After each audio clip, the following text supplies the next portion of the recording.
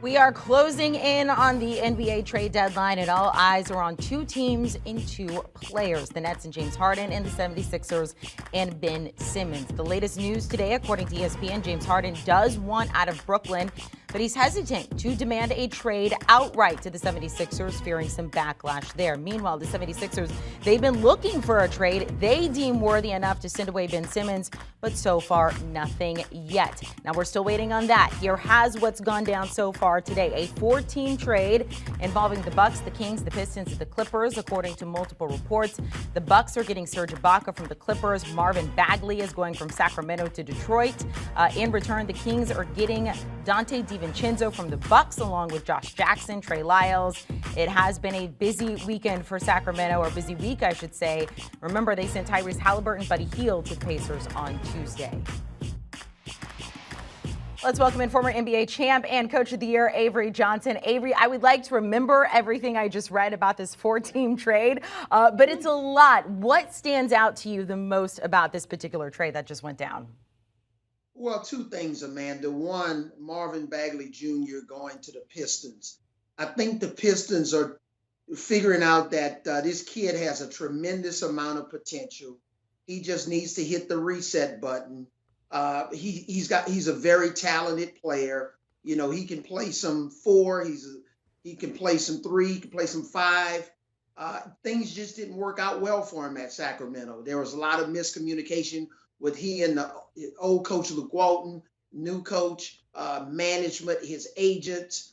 So I think this is a really good restart for Marvin Bagley, pairing him with Cade Cunningham, who's having an outstanding rookie year. And then Serge Ibaka getting traded to Milwaukee. That's a really, really good move for Milwaukee. Another veteran player, another big that can stretch the floor, that has a tremendous amount of playoff experience to pair him, especially with Giannis. And then when Giannis is not in the game, have a guy that can keep their offense moving. Obviously, Brook Lopez has been out. So those are the two guys that I really like, with a new zip code rather, in this trade.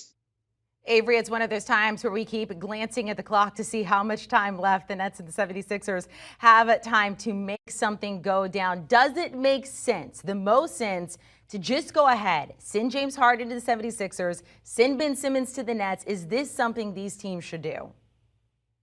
Well, from what we're hearing, James Harden really wants to be traded. Now, he's doing it under the radar. It's not as blatant as it was, with the Rockets when he forced his way out to Brooklyn. So to pacify James Harden in this situation, or to accommodate him, might be in the best interest of the Nets, because I don't know if you want him around if he's disgruntled, if he's not happy. I believe a lot of his wishes to be traded has to do with Kyrie Irving and his lack of being fully committed to the Nets program. James Harden doesn't have a problem with Kevin Durant in any way, shape, form, or fashion. But I believe because of Kyrie's status with not wanting to get vaccinated so that he could participate in not only the road games but home games. And then I think there's some question marks in terms of what James is potentially seeing in terms of leadership with the Nets. And I know, he really loves Doc Rivers.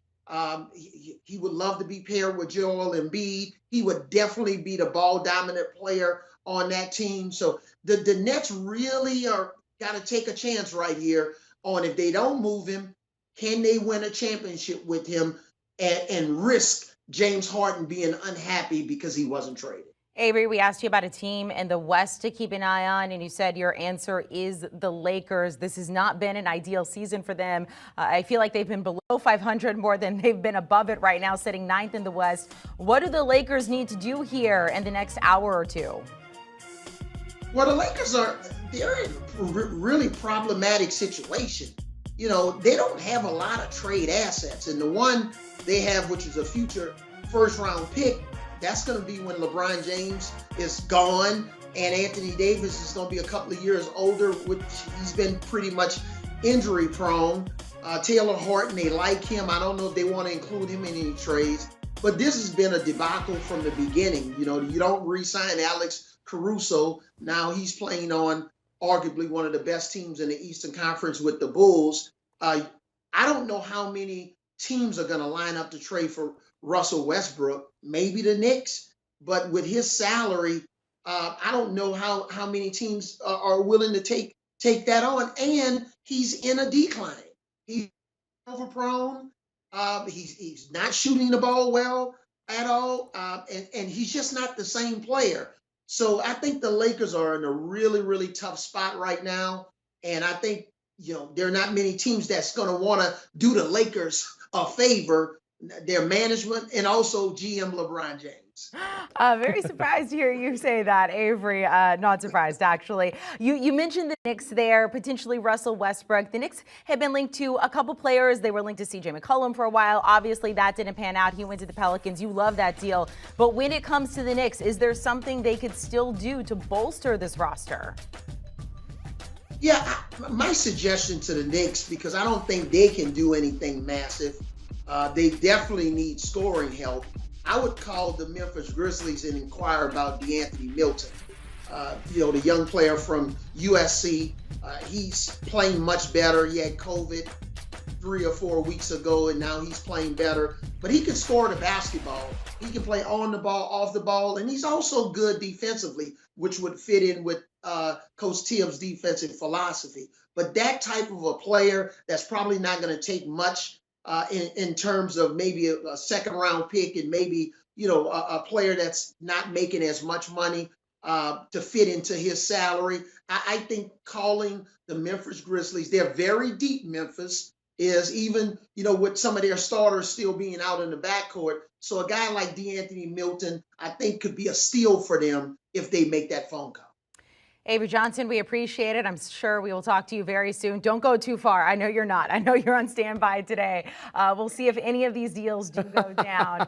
Thank you. That's exactly. This is how we talk all the time, you and I. And I'm going to text you probably as soon as this segment is done to see what's going on. Taking a look at the games you got coming up tonight.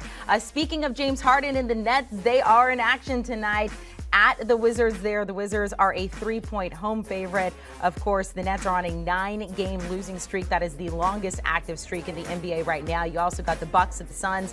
The Suns with the best record in the NBA. This is a rematch of the 2021 NBA Finals, where the Bucks did come out on top in that. Do you want a sports network that delivers everything that matters about the game? The highlights, the picks, the instant analysis, no yelling, no fake debates, no politics. Hit the subscribe button and never miss a moment.